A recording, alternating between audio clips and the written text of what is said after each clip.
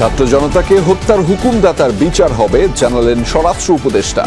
আন্দোলনের সহস্র প্রাণহানির সঙ্গে সরাসরি যুক্ত শেখ হাসিনা, বললেন আসিফ।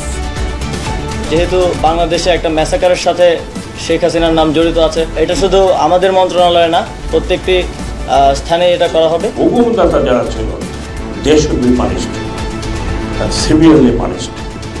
আমাদের দেশে না পারলে বিদেশে।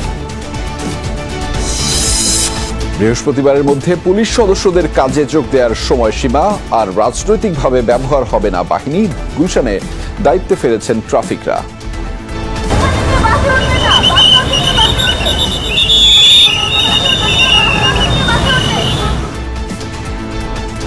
বাংলাদেশের প্রধান বিচারপতি নিযুক্ত হইয়া সশ্রদ্ধ চিত্তে শপথ করিতেছি যে বঙ্গভবনে প্রধান বিচারপতি সৈয়দ রেফাত আহমেদের শপথ। এতদিন বিচার মেলেনি, এখন থেকে সুবিচারের আশা সমন্বয়কদের। আমরা বিশ্বাস করি যার গ্রহণযোগ্যতা এই মুহূর্তে পুরো বাংলাদেশে সবচেয়ে বেশি, এবং শুধু বাংলাদেশ নয়, পৃথিবীব্যাপী যার একটি সুনাম রয়েছে।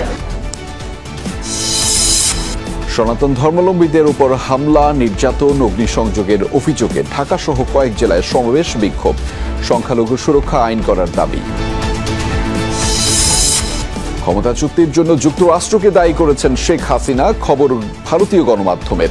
শিগগিরই দেশে ফিরবেন, সমর্থকদের হতাশ না হওয়ার আহ্বান। সেন্ট মার্টিন বা বঙ্গোপসাগর যুক্তরাষ্ট্রকে দেয়ার অঙ্গীকার করেননি উপদেষ্টা বা সমন্বয়করা।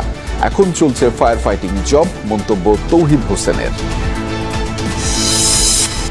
9 বছর পর দেশে ফিরলেন ভারতে বন্দী থাকা বিএনপি নেতা সালাউদ্দিন।